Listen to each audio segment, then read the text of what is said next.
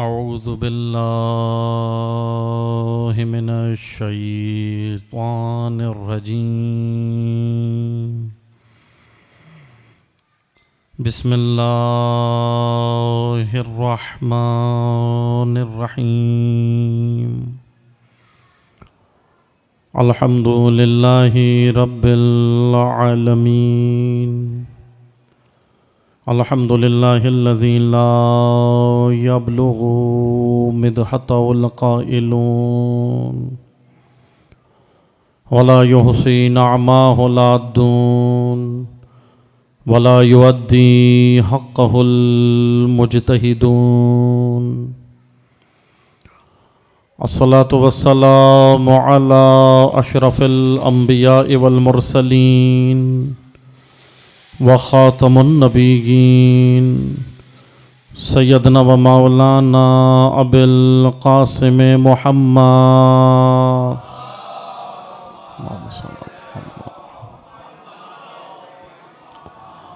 وعلی آلہ الطیبین الطاہرین المعصومین المظلومین اما بعد قال اللہ تبارک و تعالی فی کتابہ المجید وفرقانہ الحمید بسم اللہ الرحمن الرحیم انما یرید اللہ لیذہب عنکم الرجس اہل البیت وَيُطَهِّرَكُمْ تَطْهِيرًا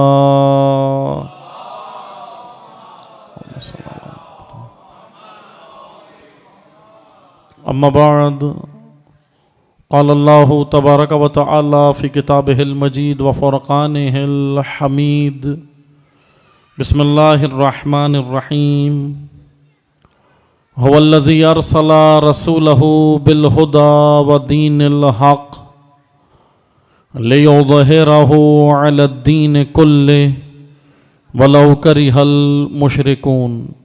درود پڑھیے محمد و آل محمد پر۔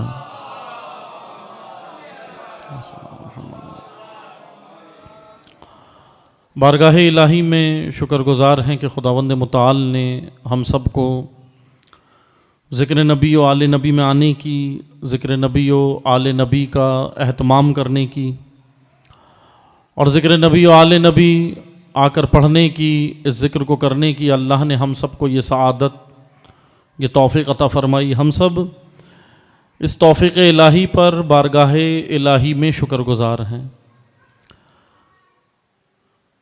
خطبات خمسہ معرفت امام زمانہ حضرت امام محمد مہدی عجل اللہ تعالی فرجہ الشریف، اللہم صلی علی محمد وعلی محمد، خطبات خمسہ منعقد ہے اور آج اس سلسلے کی دوسری نشست ہے۔ گزشتہ شب جو میں نے چند چیزیں آپ کی خدمت میں بیان کی، اسی سے متمسک ہونے کے لیے میں کچھ چیزیں مزید بیان کروں گا کہ معرفت امام زمانہ کے عنوان سے، معرفت کے عنوان سے گزشتہ شب میں نے آپ کی خدمت میں بیان کیا کہ تین چیزیں ہمیں سمجھنے کی ضرورت ہے حضرت حجت کے حوالے سے۔ ایک ظہور ہے، ایک غیبت ہے اور ایک انتظار ہے۔ ظہور وعدہ الہی ہے اور ارادہ الہی ہے۔ توجہ کیجئے گا، ظہور وعدہ الہی، سورہ نور میں خداوند متعال کا فرمان ہے وعد اللہ الذین آمنوا، اے مومنو ہمارا تم سے وعدہ ہے۔ کیا کرے گا اللہ؟ اے مومنین، اے ایمان والو، ہمارا تم سے وعدہ ہے، اور اللہ کا وعدہ یقیناً سچا ہوتا ہے، اس میں ذرا بھی شک کی گنجائش نہیں ہے۔ اللہ کا وعدہ ہے، خدا نے کہا ہمارا وعدہ ہے اے مومنین آپ سے، اے مومنو آپ سے وعدہ ہے۔ پروردگارہ کیا وعدہ ہے تیرا؟ اس آیہ کریمہ میں اللہ تعالیٰ کا فرمان ہے کہ ہم تم سے وعدہ کر رہے ہیں کہ ہم روئے زمین کو عدل و انصاف سے بھر دیں گے۔ آج ظلم و جور سے بھری ہوئی زمین، خدا کہہ رہا ہے کہ ہم اس کو پر کر دیں گے۔ کس سے؟ عدل و انصاف سے۔ ظہور وعدہ الہی ہے، ظہور ارادہ الہی ہے۔ مگر ظہور کو سمجھنے کے لیے ہمیں قانون الہی سمجھنا ہوگا. توجہ کیجئے گا, چند مطالب یہ شروع میں اگر آپ میرے ساتھ رہیں گے تو انشاءاللہ آگے آسانی ہوگی. اس ارادہ الہی کو سمجھنے کے لیے ہمیں قانون الہی ضرور سمجھنا ہوگا, کیونکہ دیکھیں اگر ہم قانون الہی کے بغیر ارادہ الہی سمجھنا چاہیں تو یقیناً ہم معرفت کی اس منزل پہ نہیں پہنچ سکتے کہ جہاں جا کے ہمیں وقت کے امام کی معرفت ہو, امام سمجھ آئے, امامت سمجھ آئے, ولایت سمجھ آئے, جہاں جا کے ہمیں دین اسلام سمجھ آئے. توجہ کیجئے گا, جس طرح آپ دیکھ رہے ہیں کہ یہ کائنات خلق ہوئی ہے. آج آپ دیکھتے ہیں نا کہ میں یہ موضوع نہیں ہے لیکن میں آؤٹ کر کے آگے بڑھوں گا چند چیزیں بیان کر کے. جیسا کہ آپ دیکھ رہے ہیں کہ دنیا کے اندر ایک بڑی یلغار جو اس وقت موجود ہے نا, وہ ہے ملحدین کی یلغار, ایتھسٹ کی یلغار ہے نا. کیا اچھا, وجود الہی کے انکار کے لیے وہ جو چیزیں پیش کر رہے ہیں نام اس کو لاجک دے رہے ہیں, نام اس کو لاجک دے رہے ہیں, عقلی دلیل دے رہے ہیں, مگر وہ ان لاجیکل چیزیں ہیں. اگر اس کو ذرا دقیق, عمیق اور گہرائی کے ساتھ اگر اس کو ہم اسٹڈی کریں یا گہرائی کے ساتھ اس کے اوپر ہم سوچیں تو وہ لاجیکل چیزیں نہیں ہیں, ان لاجیکل چیزیں ہیں, مگر انہوں نے اس کو نام لاجک کا دیا. ان کے مطابق, ان کے معیار کے مطابق, ان کی وسعت کے مطابق, ان کی توانائی کے مطابق, ان کے رتبے کے مطابق, ان کے علم کے مطابق, ان کی معرفت کے مطابق, ان کی معلومات کے مطابق وہ لاجک ہے, مگر وہ لاجک نہیں ہے.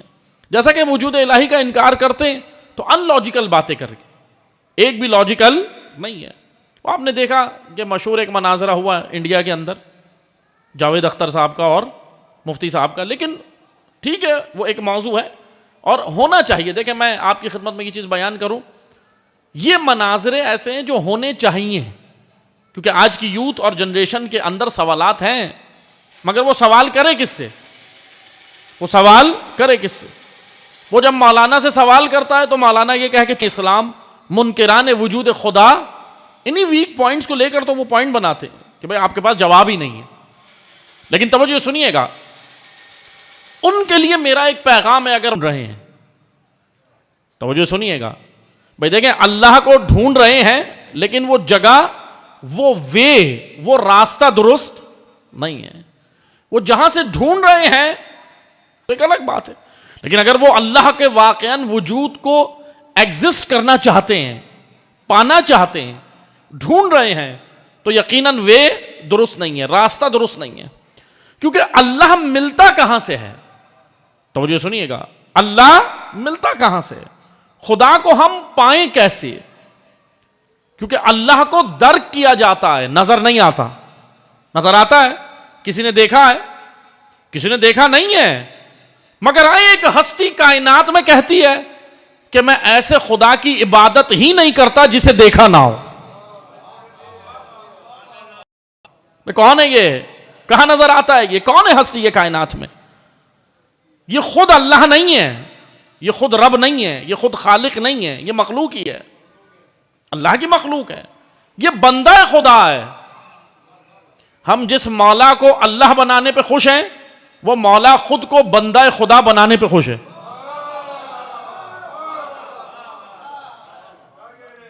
ہماری خوشی الگ ہے, مولا علی کی خوشیاں الگ ہیں.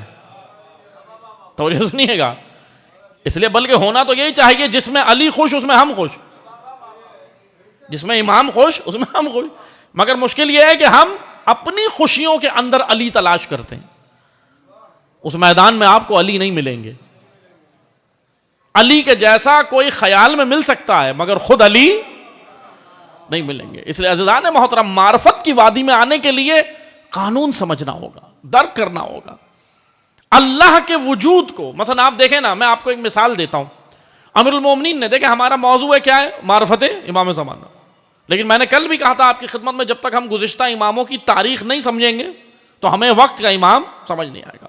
میں انشاءاللہ آپ کی خدمت میں کوشش کروں گا کہ چند دنوں میں زیادہ سے زیادہ مطالب بیان ہو. عزیزان محترم توجہ کیجئے گا, امیر المومنین کا آپ نے مشہور فرمان سنا ہے, مولا علی کا مشہور فرمان سنا ہے, سب کو پتا ہے کہ منبر پہ آ کے مولا علی نے دعویٰ کیا, پوچھو اس سے قبل میں تمہارے درمیان میں نہ رہوں. تم کو پتا ہے نا. توجہ سنیے گا, آپ نے یہ نقطہ سنا ہے فضائل میں. آپ کا ذوق دیکھتے ہوئے میں 2 چیزیں بیان کر کے آگے بڑھوں گا, میرے ساتھ رہیے گا, ضائع مت کیجیے گا جملے. کیا کہا امیر المومنین نے؟ پوچھو سلونی سلونی, پوچھو اس سے قبل کہ میں تمہارے درمیان میں نہ رہوں. یہی تو وہ معرفت کا دروازہ تھا جو علی نے کھولا ہے. امت کے اوپر معرفت کا دروازہ علی نے کھولا. آؤ بھائی مجھ سے پوچھو. لیکن جب انسان کا لیول امام کے مطابق نہ ہو, توجہ سنیے گا, سامعین کا لیول مقرر کے برابر نہ ہو, تو پھر کیا ہوتا ہے؟ پھر سامعین کہتے ہیں مقرر کو ذرا نیچے آ جاؤ. توجہ سنیے گا, سامعین مقرر کو, مثلا میں ابھی گفتگو کر رہا ہوں, آپ کے سمجھ نہ آئے, آپ کیا کہیں گے؟ مولانا صاحب ذرا تھوڑا نیچے آئے. نیچے آنے سے مراد کیا ہے؟ ممبر سے نیچے آ جاؤں. بھئی نیچے آنے سے مراد کیا ہے؟ نیچے آنے سے مراد یہ, وہ جو سامعین تھے وہ معصوم کے اس درجے پہ نہیں تھے جس پہ معصوم سمجھانا چاہ رہے تھے.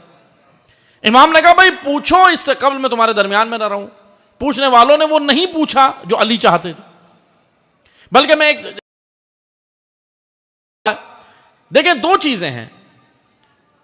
ہم چاہتے ہیں کہ مثلا اس وقت کے لوگوں نے جو مولا علی کے ساتھ رویہ رکھا یا ائمہ کے ساتھ رکھا, میں اس کی روشنی میں ایک چیز بیان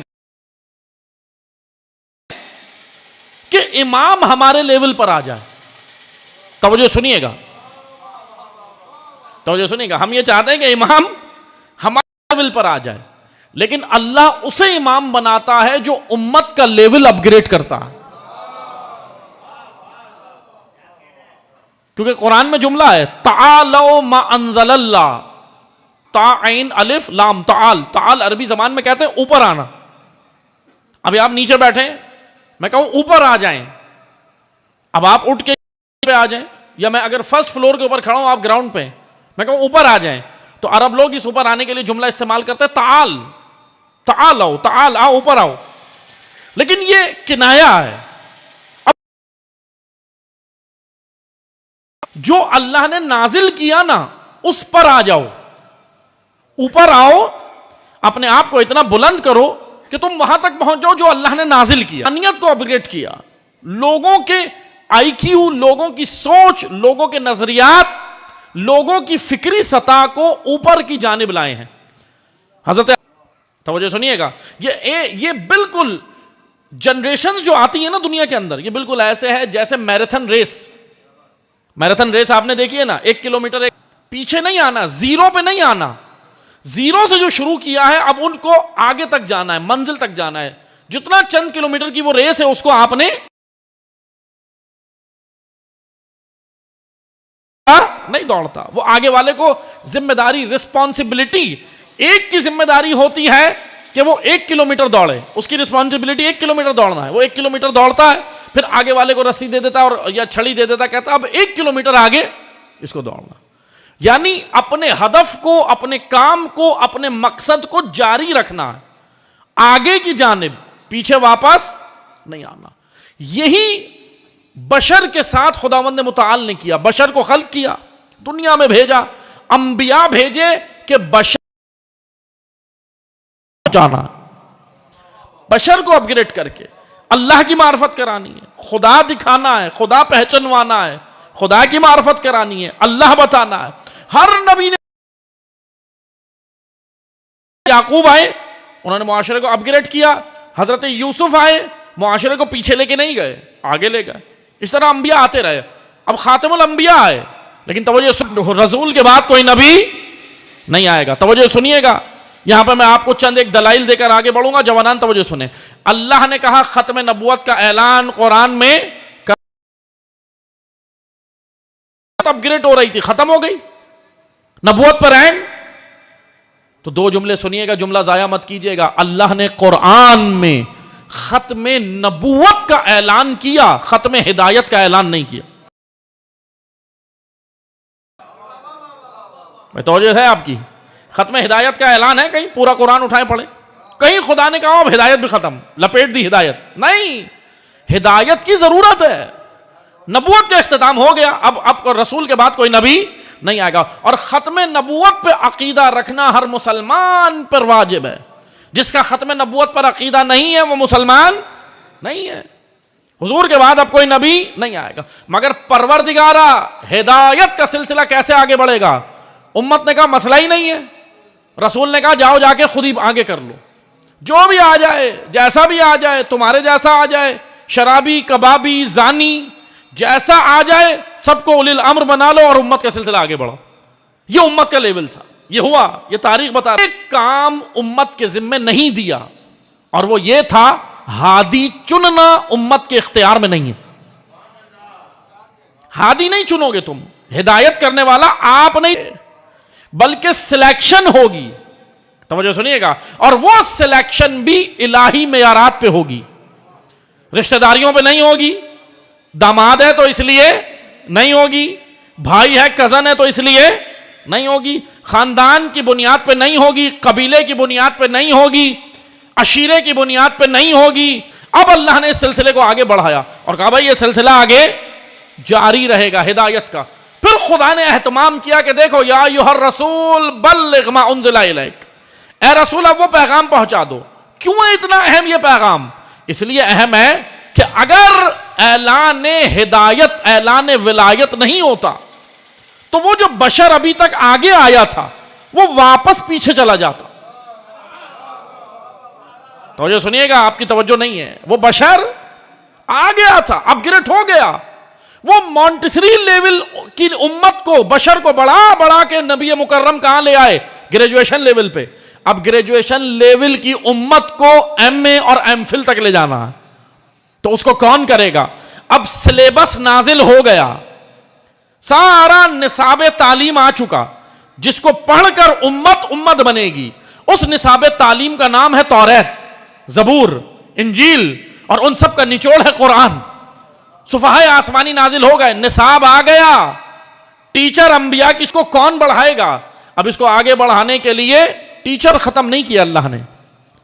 پرنسپل اگر دنیا سے جا رہا ہے تو پھر بھی خدا نے اہتمام کیا کہ یہ ہدایت کا سلسلہ جاری رہے گا.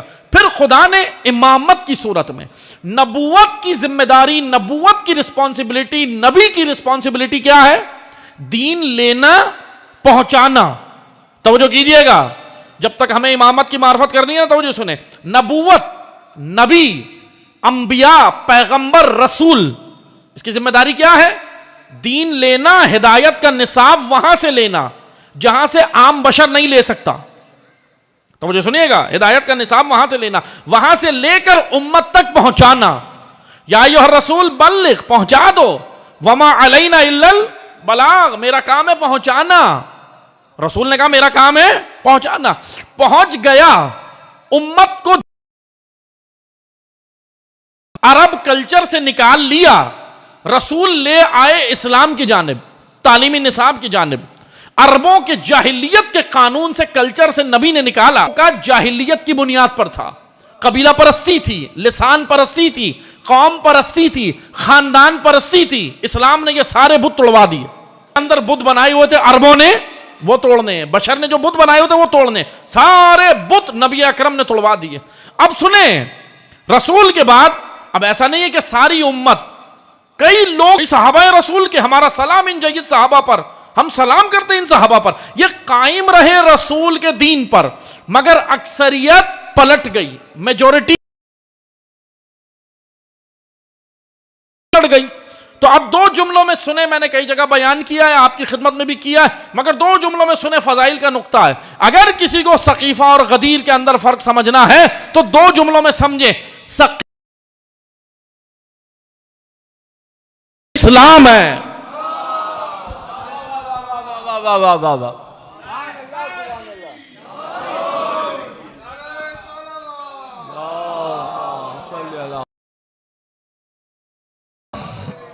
غدیر میں ایک الہی حاکم بعد نبی جو امت کو لے کے چلے گا. نبوت کی رسپانسبلٹی کیا ہے؟ دین کو لانا، پہنچانا. امامت کی رسپانسبلٹی دین کو نافذ بھی کرنا، لِيُظْهِرَهُ عَلَى الدِّينِ كُلِّهِ، دین کو غالب بھی کرنا. یہ امام کی ذمہ داری. پروردگارہ امام اکیلا کرے گا؟ ہمارے ذہن میں تو یہی امام آئیں گے، جادو کی چھڑی گھمائیں گے اور یورپ میں بھی دین ہو جائے گا، امریکہ میں بھی دین ہو جائے گا، آسٹریلیا میں بھی، سارے بر اعظموں میں. ایسا ہی ہے. ایسا کرنا ہوتا تو 11 بھی کر سکتے تھے. توجہ ہے آپ کی؟ اگر معجزے سے دین نافذ کرنا تھا تو کوئی نبی نہیں قتل ہوتا، کوئی نبی نہیں شہید ہوتا، کوئی امام نہیں شہید ہوتا. معجزہ بحکم الہی نبی اور امام دکھاتا ہے، مگر کہیں پر معجزہ دکھانا ہے، کہیں پر عوام سے کام لینا. تو جو ہے آپ کی، میں آپ کو مثال دیتا ہوں نا، مصائب نہیں پڑھ رہا لیکن آپ کو مثال دیتا ہوں. کربلا میں امام حسین اور امام حسین کے بچے پیاسے ہیں، معجزہ نہیں دکھا رہے. وہی چھڑی امام حسین کے ہاتھ میں جو وہب کلبی کی ماں کو معجزہ دکھاتے ہوئے آئے تھے. وہب کلبی کی ماں سے ملاقات ہوئی تھی نا راستے میں آنے سے پہلے، امام حسین نے وہاں چھڑی ماری، پانی جا گیا باذن اللہ، ٹھیک ہے آ گیا، دیٹس آل. امام حسین یہاں بچے پیاسے ہیں. ہم نے کہا کربلا میں حسین کا امتحان ہے، نہیں، کربلا میں سائلنٹ میجورٹی کا امتحان تھا. تو جو ہے آپ کی، امام حسین کا امتحان نہیں تھا. امام حسین کا امتحان ہو گیا جبھی تو امامت ملی ہے. اللہ کہہ رہا ہے ہم تو امامت دیتے ہی جب ہیں جب امتحان سے گزر جاتا ہے. امام حسین کے جد حضرت ابراہیم امتحان سے گزرے، پھر اللہ نے کہا تمہیں ہم امامت عطا کرتے ہیں، خلت عطا کی، نبوت عطا کی، اب امامت دیتے ہیں. کیونکہ اب تمہیں ایک منصب اور تمہارا بڑھا دیا، ڈیسگنیشن. کیوں؟ کیونکہ دین آگے چلے گا، دین کو آپ نے پہنچانا ہے، دین کو نافذ بھی کرنا ہے اور غالب بھی کرنا ہے. دیکھیں 4 مراحل ہیں دین کے. میں کل آپ کی خدمت میں کیا کہہ رہا تھا؟ ہم امام کو بلا رہے ہیں، مولا جلدی آئیں. کرنا کیا ہے؟ کیوں بلا رہے ہو؟ اس لیے بلا رہے ہیں کہ شہدائے کربلا امام بارگاہ میں مل کے جشن منائیں گے. بھائی وہ آپ ویسے بھی منا رہے ہیں، وہ آپ ویسے بھی منا رہے ہیں، اور جشن منانے کے لیے ہمیں امام کی ضرورت نہیں ہے، کیونکہ ہم ویسے ابھی ان کی نہیں مان رہے، اپنے معیارات پہ منا رہے. تو ان کی ضرورت ہے جس کے لیے نہیں. کس لیے چاہیے؟ محفل کے اندر صدر محفل بنانا ہے، نشتر پارک میں، انچولی میں، سولجر بازار میں، کہاں؟ ایک عالمی محفل کریں گے ہم مل کے سب، اور پھر اس میں صدر محفل امام زمن ہوں گے. عزیزان محترم اپنا لیول اپ گریڈ کریں، ورنہ وہی ہوگا. مولا کہہ رہے تھے آؤ مجھ سے پوچھو، ہم کہیں گے داڑھی میں بال کتنے؟ یہ تو تھا لیکن بچکانہ سوال کر دے. مولا نے کہا پوچھو، میں تمہارے درمیان نہ رہوں، پوچھو. کہنے لگے مولا داڑھی میں بال کتنے؟ لیول اپ گریڈ نہیں تھا. انتظار پتہ ہے کسے کہتے ہیں؟ تو جملوں میں کرنا یہ انتظار، اپنے وجود کو اپ گریڈ کرنا اور امامت کے قابل بنانا، یہ انتظار ہے. ہم نے کہا انتظار یہ اس لیول پہ پہنچنا. اس لیے عزیزان محترم 4 چیزیں ہیں دین اسلام کو سمجھنے کے لیے، 4 چیزیں آپ کو سمجھنی پڑیں گی. ایک ہے نزول دین. دنیا میں کتنے مسلمان ہیں؟ کتنے عرب ہیں؟ سب سے زیادہ کرسچینٹی ہے دوسرے نمبر میں. اب یہ بھی حضرت گوگل کی ریسرچ ہے، کیونکہ ہم ابھی میڈیا ہونے کے للہ مسلمان تعداد میں بڑے ہیں، ریشو بڑا ہے، لیکن بہرحال وہ دیتے نہیں ہیں صحیح معلومات. چلیں سیکنڈ پہ ہی لگا لیں، تقریباً 2 ارب 2.5 ارب 3 ارب مسلمان لگا لیں. 7 ارب میں سے لگا لیں 2 ارب مسلمان، 2 ارب مسلمان ہیں، ٹھیک ہے. 2 ارب مسلمانوں پہ دین نافذ ہو گیا، پہنچ تو گیا، ہاں ابھی نافذ نہیں ہوا. نافذ ہوتا تو امریکہ کے تلوے نہیں چاٹتے.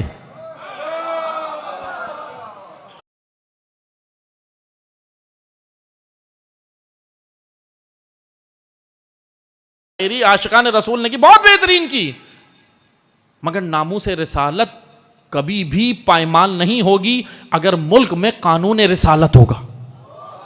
دین نہیں لائیں گے، وہی لائیں گے جو رسول اللہ لائے تھے، وہی ہے ان کے پاس، کوئی الگ چیز نہیں ہے. تیسرا ہے نفاذ دین، اور چوتھا اور آخری مرحلہ ہے غلبہ دین.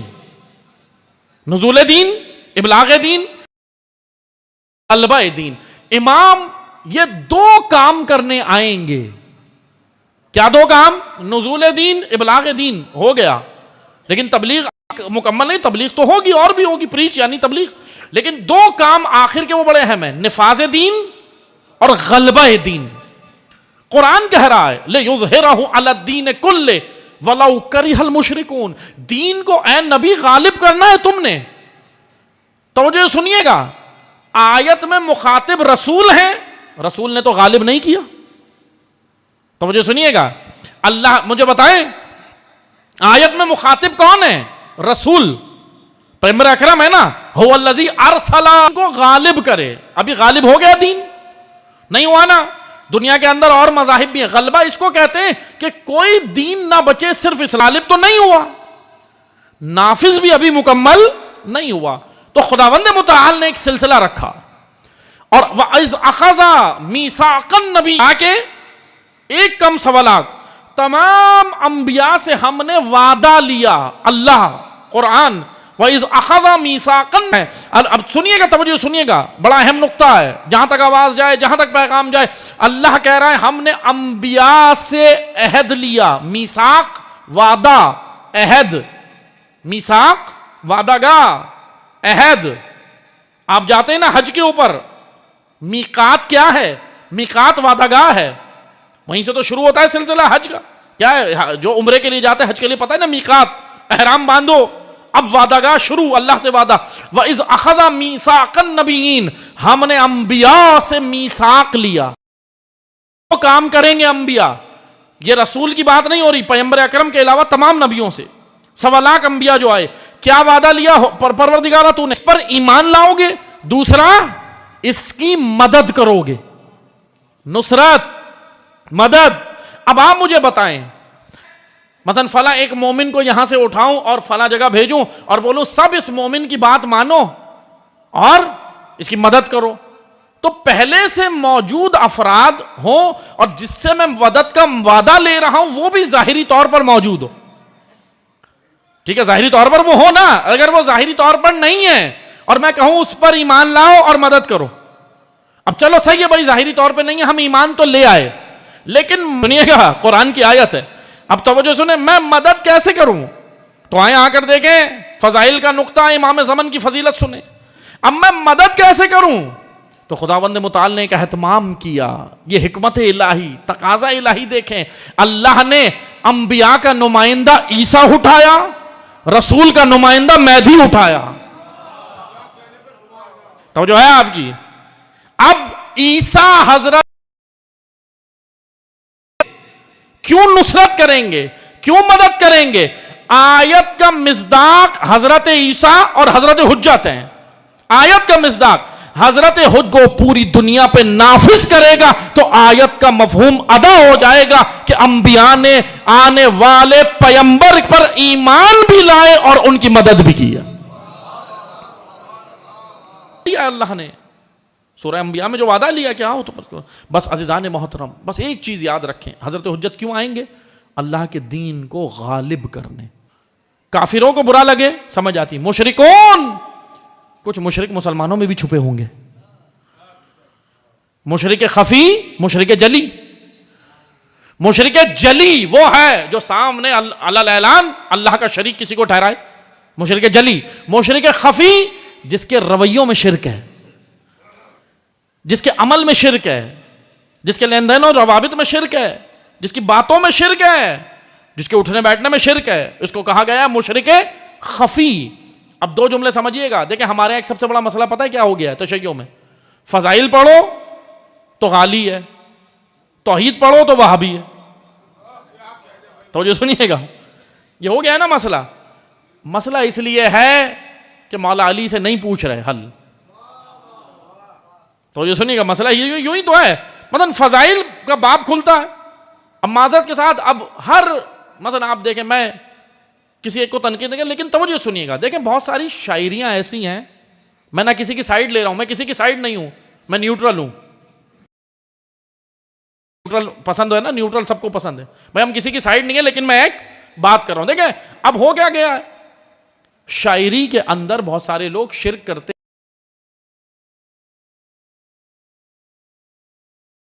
بہت سارے اشعار کے اندر معرفت کی ضرورت ہے.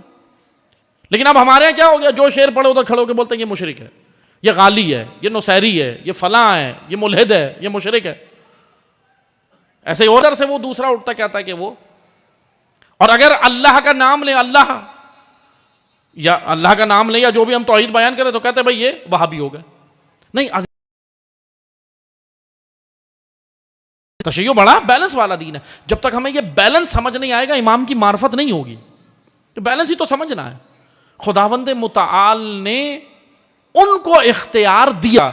ہم جب اس دنیا سے جائیں گے قبر میں ہم سے یہ سوال نہیں ہوگا یہ بتاؤ مولا علی کو اللہ نے کتنا اختیار دیا تھا, اور یہ ساری گفتگو اسی پہ ممبر پہ کہ اتنا اختیار دیا, علی کو یہ اختیار دیا, مولا کو یہ اختیار. دیکھیں ہم توجہ سنیے گا, ہم سے جو سوال ہوگا وہ ہماری رسپانسبلٹی کا ہوگا, ہم سے ہماری رسپانسبلٹی کا سوال ہوگا. مثلا میں آپ کو ایک مثال دیتا ہوں, توجہ سنیے گا. مثلا کہ بس اللہ نہیں ہے علی علی, تو پھر تو شرک ہے, پھر تو غلط ہے. لیکن اگر ہم یہ کہیں یا علی مدد بے اذن اللہ ہے, نیت میں اذن اللہ ہے, بھائی اللہ کی طرف سے اختیار ہے, تو حرج نہیں ہے. دیکھیں مولا علی, آپ دیکھیں مولا علی کی مدد کی ضرورت ہمیں ہے یا نہیں ہے؟ ہم کیا کہتے ہیں؟ یا علی مدد, علی کی مدد آ چکی, ہم محسوس نہیں کر رہے کہ وہ مدد ہے کہاں. مثلا میں آپ کو مثال دیتا ہوں, آپ کے گھر میں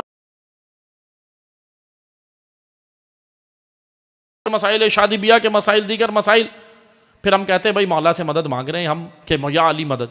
علی کی مدد آ گئی, علی کی نصرت آ چکی ہے, اس مدد کا نام نہج البلاغہ کلام علی ہے. وہ کلام لے کر جب نافذ کریں گے وہی تو مدد ہے. تو جو سنیے گا, ان کا کلام جو ہے نا وہ مدد ہے, ان کی طرف سے ہماری ہیلپ ہے, مدد ہے. جب امام کو, میں نے کل کیا مثال دی تھی, تھوڑی سی تاریخ سے سن لیے گا, ایک یہ جسٹ ایگزامپل مثال سنیں, گفتگو تمام.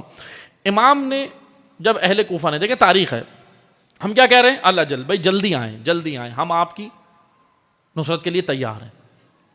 اب میں تاریخ سے تھوڑی سی عبرت بتا رہا ہوں. دیکھیں اللہ نہ کرے بات یہ نہیں ہے کہ ہم اگر کوفہ بتائیں تو مولانا صاحب انچولی والوں کو کوفہ کہہ گئے, نہیں, ایسی بات نہیں ہے. الحمدللہ ہم سب کربلائی ہیں, اور جو انچولی کو کوفہ کہتا ہے غلط کہتا ہے. انچولی نہیں, اب یہ بات نہیں میں انچولی میں بیٹھا ہوں تو اس لیے کر رہا ہوں, نہیں, الحمدللہ ہم سب کربلائی ہیں. بس تھوڑا سا مسئلہ یہ ہے کہ عمل میں تھوڑا ہو جائے گا مسئلہ, انشاءاللہ کوشش کریں. کربلائی ہیں, کوفہ والوں کا رویہ نہیں ہے بھائی, کوفہ والوں کے رویے اور تھے, کوفہ والوں کے رویے اور تھے. اب ان باتوں سے پتہ ہے کیا ہوتا ہے, آپس میں ایسے جملے استعمال نہیں کریں.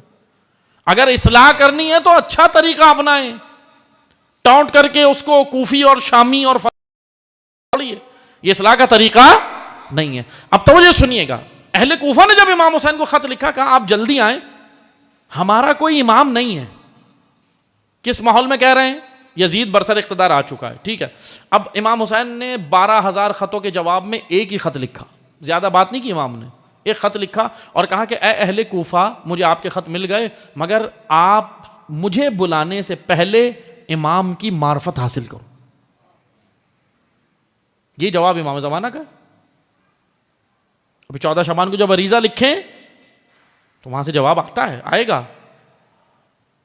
ہاں وہ اب ایسا نہیں ہے کہ آپ کے پاس ایسی اسی طرح لکھا ہوا آئے گا, سوچئے گا آتا ہے. امام نے کہا میں پہلے امام کی معرفت حاصل کرو. پھر امام نے اس خط میں اینڈ میں لکھا آخر میں, فَالْأَمْرِ مَا الْإِمَامُ إِلَّا الْأَعْمِلُ بِالْكِتَابِ وَالْآخِذُ بِالْقِسْطِ وَالدَّائِنُ إِلَى الْحَقِّ. اے اہل کوفہ سنو, پتہ ہے امام آ کے کیا کرے گا؟ نہ تو ریلیف پیکج دے گا, نہ انکم سپورٹ پروگرام دے گا, نہ سیلریاں بڑھائے گا, نہ پینشن. امام حسین سے پوچھیں, امام نے کہا اے اہل کوفہ مجھے بلا رہے ہو, سنو, امام جب آئے گا نا, فَالْأَمْرِ مَا الْإِمَامُ إِلَّا الْأَعْمِلُ بِالْكِتَابِ, امام کی پہلی ذمہ داری یہ ہے کہ اللہ کی کتاب قرآن کو ملک میں نافذ کرے. اب نفاذ قرآن میں قرآن کسی کو اچھا لگے یا برا, امام نے نافذ کرنا ہے, پہلی ذمہ داری امام کی. دوسری رسپانسبلٹی امام نے کہا الا العامل بالکتاب والآخذ بالقسط, عدل قائم کرے گا امام آ کے, عدل. اہل کوفہ کو امام کیا کہہ رہے ہیں؟ عدل. واٹ از عدل؟ انصاف نہیں, عدل. انصاف برابر, ایکول. عدل برابر نہیں, اس کی نیڈ کے مطابق عدل ہے. عدل ہے. میں آپ یہاں مثلا ایک 10 سال کا بچہ بیٹھا ہے, مثال کے طور پہ 10 سال کا بچہ بیٹھا ہے, اس کو آپ نے 3 اینٹیں دیں اٹھانے کے لیے, بلاک اینٹیں. ایک 15 سال کا, ایک 20 سال کا جوان بیٹھا ہے, اس کو بھی 3 اینٹیں دیں, اور ایک 80 سال کا بزرگ بیٹھا ہے, اسے بھی 3 اینٹیں دے دیں. اور پھر ہم نے کہا بھائی یہ 9 اینٹیں ایکول ڈیوائیڈ ہو گئیں, انصاف ہو گیا. اور ہم ایسا ہی انصاف چاہتے ہیں. ہم یہ انصاف چاہتے ہیں، ہو رہا ہے نا، جوڈیشری ہمیں کیسی چاہیے؟ یہی چاہیے. نہیں، 10 سال کے بچے کو اس کی طاقت کے مطابق 2 اینٹیں دینا، ایسا ہی ہے نا. 80 سال کے بزرگ کو اس کی طاقت کے مطابق 1 اینٹ دینا، 20 سال کے جوان کو اس کی طاقت کے مطابق 5 اینٹیں دینا. یہ عدل ہے، یہ ڈویژن ہے، یہ ڈیوائیڈ ہے. امام حسین نے کہا امام آئے گا کسی بھی معاشرے میں عدل قائم کرے گا. میں کہوں مولا طلحہ اور زبیر، فوراً 25 سال طلحہ اور زبیر نے محنت کی، علی اقتدار میں آئے. علی کو اقتدار میں آنا چاہیے. زبیر نے کہا علی کا حق ہے. بالکل ٹھیک ہے، علی کا حق تھا اقتدار، علی کو لانا چاہیے، علی کو آنا چاہیے. اسٹرگل کیا، زبیر نے تحریک چلائی، زبیر ابن عوام نے تحریک چلائی، اسٹرگل کیا، کرتا رہا، علی اقتدار میں آئے. زبیر نے کہا مولا کچھ ہے؟ امام نے کہا چراغ بجھا دو حسن. اٹھ کے فوراً بھاگے، کہا یہاں دال گلنے والی نہیں ہے. جو اسٹرگل کر رہا تھا علی کی حکومت کے لیے، وہی علی کا سب سے بڑا مخالف بن گیا. یہ تاریخ کا کردار ہے، یہ تاریخ کا کردار ہے. چھٹے امام فرماتے ہیں کہ جب امام کو پکارنے والے بعض ان کے خلاف ہوں گے، کہیں گے کیا؟ سنیں، جب رسول اللہ دنیا میں نہیں آئے تھے نا، جب رسول اللہ دنیا میں نہیں آئے تھے، حضرت عیسیٰ ان کی علامتیں بتا کے گئے. حضرت عیسیٰ کہ بھئی آخر الزمان میں نبی آئے گا، یہ علامتیں ہوں گی، یہ ہوگا. مدینہ کے اطراف میں یہودی رہتے تھے، جتنے یہودی تھے مدینہ کے اطراف میں تھے، خیبر میں، تیمیہ میں، فدق میں یہودی تھے. سارے یہودی مشرکین بت پرست مکہ میں تھے. ٹھیک ہے نا. بت پرستوں کو یہودی کہتے تھے ہمارا نبی آنے والا ہے. سنو قرآن بتا رہا ہوں، بت پرستوں کو یہ کہتے تھے یہودی کہ بھائی ہمارا نبی آنے والا ہے، ہمیں ہمارے یہ ہیں، تم جو ہم پہ ظلم کرتے ہو ہم گن گن کے بدلہ لیں گے. قرآن کہہ رہا ہے ہم گن گن کے بدلہ لیں گے. ٹھیک ہے بھائی، بات ہو گئی. اب نبی آ گئے. اب جب نبی آئے، بت پرست ایمان لے آئے، رسول اللہ تھے، منتظرین ہیں، رسول اللہ تھے، وہ ایمان نہیں لائے، وہ بت پرست لے آئے. انہوں نے پتہ مسئلہ کیا کھڑا کر دیا؟ انہوں نے کہا بھائی سب سے بڑا مسئلہ تو یہ ہے کہ یہ نسل میں سے ہمیں تو بنی اسرائیل والا چاہیے. عزیزان محترم، ہمیں وہ امام نہیں مانگے، معیار پہ اترے، ورنہ یہ مشکل ہو جائے گی. امام صادق یہی تو کہہ رہے ہیں، منتظرین امام بعض ان کے خلاف ہوں گے. محترم پھر امام نے کہا کہ سنو، اس زمانے کا ایک صحابی، مہدی کا ایک صحابی، سنیں فضائل سنیں زمانہ انتظار کے. امام صادق علیہ السلام فرماتے ہیں اس زمانے کا ایک تھی صحابی، رسول کے صحابہ سے افضل ہوگا میرے جد رسول کے صحابہ. کون ہے رسول کے صحابہ؟ امام صادق ان کی بات نہیں کر رہے، ان کی بات نہیں کر رہے جو منافقین تھے، صحابہ مالک نویرہ، ان صحابہ کی بات کر رہے ہیں امام صادق کہ رسول کے صحابہ سے افضل مہدی کے صحابی ہوں گے. پھر اس کے بعد امام صادق کی کہا میں نے اپنے جد سے سنی، انہوں نے کہا میں نے اپنے جد سے سنی. امیر المومنین نے کہا میں نے رسول اللہ سے سنی. رسول اللہ فرما رہے تھے اے میرے صحابہ، تم سے افضل زمانہ انتظار والے ہیں، تم سے افضل یہ لوگ ہیں. پوچھا یا رسول اللہ ہم سے افضل؟ صحابہ نے کہا ہاں. پھر رسول نے کہا اس لیے تم مجھ پر دیکھ کر ایمان لائے، وہ بغیر دیکھے مہدی پر ایمان لائیں گے. ان کا ایک عمل، ایک نیک عمل، ان کا ایک نیک عمل تمہاری 10 نیک.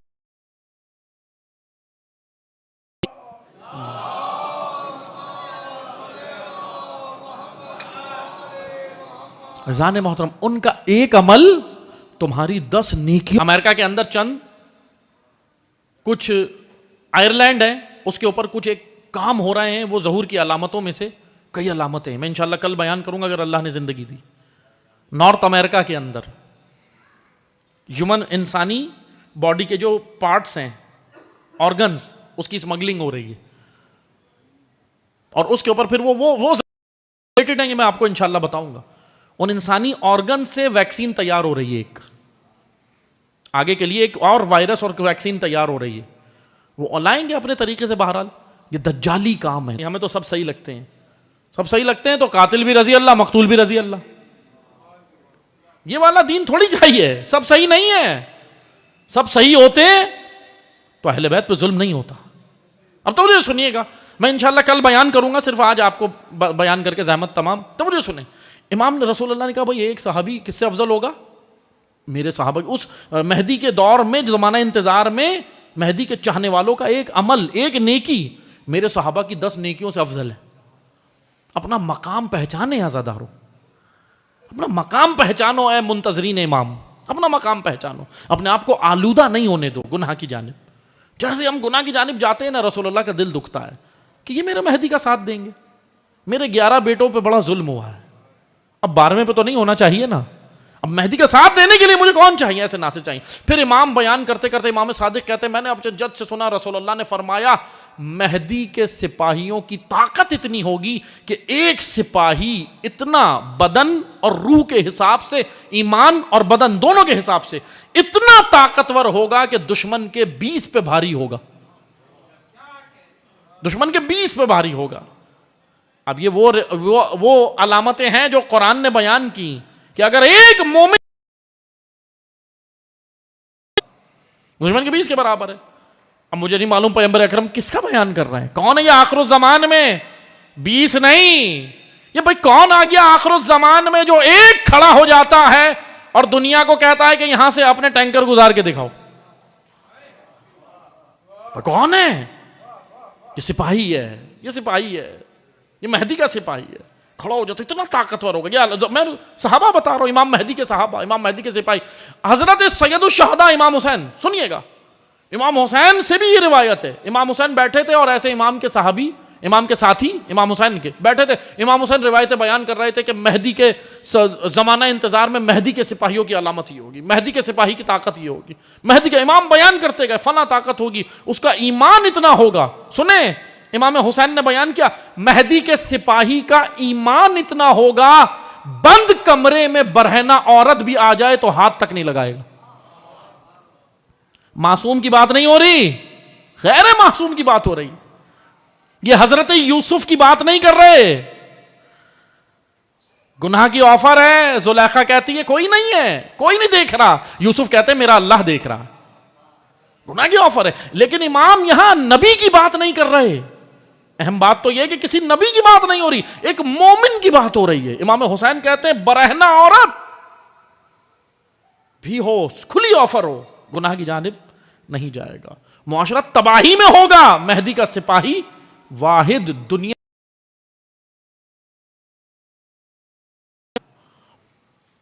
دیکھیں یہ بالکل ایسے سسٹم ہے، ہم کہتے ہیں بھائی وہ ہادی ہے نا، وہ سورج ہے، سورج کی کرنیں جب پھوٹتی ہیں تو سورج کی کرنیں مستفید کرتی ہیں زمینوں کو۔ امام بیان کرتے رہے، بس آخری جملے سنیں، امام حسین نے کہا، امام بیان کرتے رہے، فضائل بیان کرتے رہے، مہدی کے سپاہی یہ ہوں گے، پھر اس کے بعد کون حسین جس نے اسلام بچایا، کون حسین جس نے انسانیت بچائی، کون حسین جس نے سب کچھ بچا لیا، توحید بچائی، نبوت بچائی، امامت بچائی، وہی حسین ہے نا۔ انکار بیعت یعنی سب چیزوں کا، یہ اگر بیعت کا انکار نہیں ہوتا، نبوت خطرے میں، نبوت ختم تھی، امامت ختم تھی، توحید پر آنچ تھی، اگر بیعت کا انکار نہ ہوتا، وہ حسین دنیا جس کا ناصر بننا چاہے وہ حسین ہے۔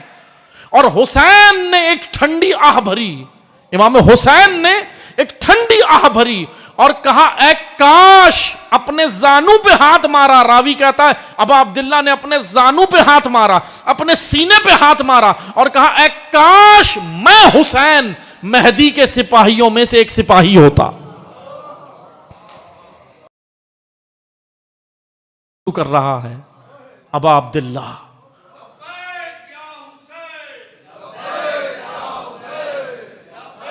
سب مل کے بآواز بلند،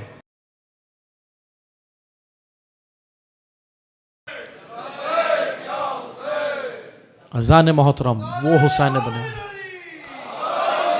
وہ حسین ابن علی جس نے حل من ناصر کہا تھا، اسے نصرت کیوں چاہیے؟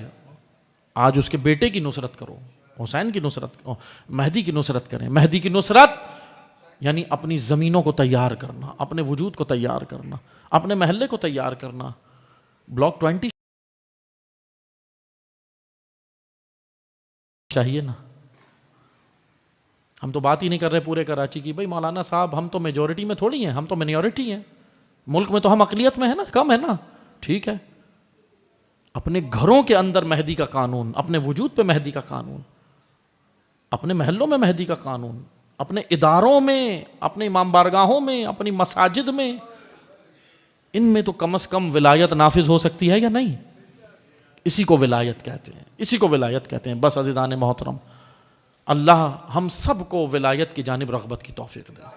میں انشاءاللہ باقی مطالب کل آپ کی خدمت میں بیان کروں گا انشاءاللہ، اور علامات ظہور کہ کیا کیا علامتیں ہیں، اور مڈل ایسٹ کی بھی علامتیں ہیں کچھ، اور امریکہ کے اندر جو آئرلینڈ دیگر وہ بھی ہیں۔ جی جی انشاءاللہ انشاءاللہ، اچھا یاد دلایا۔ اعلیٰ علیین مقام ہے ایک، اور ایک سجین ہے، دوزخ کے اندر سجین ہے اور اعلیٰ علیین۔ تو اعلیٰ علیین پھر انشاءاللہ میں بیان کروں گا کل، کہ حدیث میں آیا کہ وہ اعلیٰ علیین میں کون لوگ ہوں گے۔ انشاءاللہ جو دن رہ گئے اس میں ہم بیان کریں گے کہ عالمی سطح سے لے کر ملکی سطح پہ اس وقت جو دیکھیں، ایک چیز یاد رکھیں، اسلام کے خلاف جو بھی سازش ہے کو، ایک ہی اسلام تو مسئلہ ہے، محمدی اسلام، فاطمی اسلام، علوی اسلام، حسنی اسلام، حسینی اسلام، مہدوی اسلام۔ اصل اسلام جو ہے نا، خطرہ دشمن کو اسی سے۔ تو انشاءاللہ اللہ سے دعا کرتے پروردگارہ ہمارے اس قلیل سے ذکر کو، ہمارے اس بارگاہ میں آنے کو، ہمارے اس مجلس نشست میں آنے کو پروردگارہ اپنی بارگاہ میں قبول فرما۔ پروردگارہ حاضرین کی شرعی حاجات کو مستجاب فرما، شرکائے مجلس اور بانیان مجلس کی توفیقات خیر میں اضافہ فرما۔ خدایا ہمیں حقیقتاً ہماری وجود کو، ہمارے پروردگارہ معرفت کے درجات کو ہمارے بلند فرما، تاکہ ہم اپنے وقت کے امام کی نصرت اور ان کی مدد اور ان کے لیے اپنے آپ کو تیار کر سکیں۔ کو امام سجاد علیہ السلام کے وسیلے شفائے کاملہ عاجلہ عطا فرما، بے گناہ اسیروں کو رہائی عطا فرما۔ پروردگارہ مملکت پاکستان کو استحکام عطا فرما۔ خدایا حاضرین کی تمام تر شرعی حاجات کو مستجاب فرما۔ خدایا ہمیں حقیقتاً اپنے آپ کو، اپنے وجود کو، اپنے گھر کو، اپنے قریہ کو، اپنے محلے کو، اپنے تمام امور کو امام حجت حضرت حجت کے لیے تیار کرنے کی توفیق عطا فرما۔ پروردگارہ قرآن و اہل بیت کی تعلیمات کے مطابق ہمیں اپنی زندگی گزارنے کی توفیق عطا فرما۔ پروردگارہ اس مسجد و امام بارگاہ میں خدمات انجام دینے والے مومنین امام عصر کے ظہور میں تعجیل فرما، ہمیں امام کے ناصر و مددگاروں میں شمار فرما، امام کے ظہور کی راہ ہموار کرنے کی توفیق عطا فرما۔ تمام حاضرین کے تمام مرحومین کے لیے، بانیان مجلس کے تمام مرحومین کے لیے، شرکاء مجلس کے تمام مرحومین کے لیے، حاضرین کے تمام مرحومین کے لیے اور شہداء اسلام کے لیے ثواب الفاتحہ۔ الحمدللہ رب العالمین الرحمن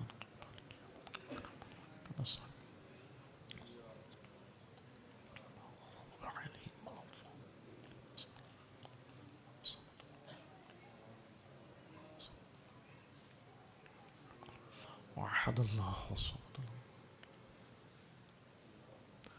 اللہم اغفر للمؤمنین والمؤمنات والمسلمین والمسلمات الاحیاء منہم والاموات تعب بیننا وبینہم بالخیرات انک مجیب الدعوات انک علی کل شیء قدیر برحمتک یا ارحم الراحمین۔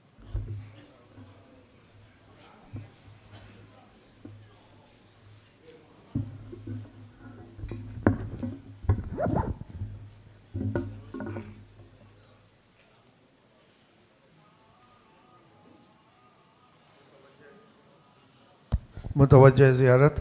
السلام علیکہ یا ابا عبداللہ، السلام علیکہ یا ابن رسول اللہ، السلام علیکہ یا ابن امیر المومنین ابن سید الوسین، السلام علیکہ یا ابن فاطمۃ الزہراء سیدۃ النساء العالمین، السلام علیکہ یا ابن خدیجۃ الکبریٰ ام المومنین، السلام علیکہ یا ابو الفضل العباس باب الحوائج، السلام علیکہ جملہ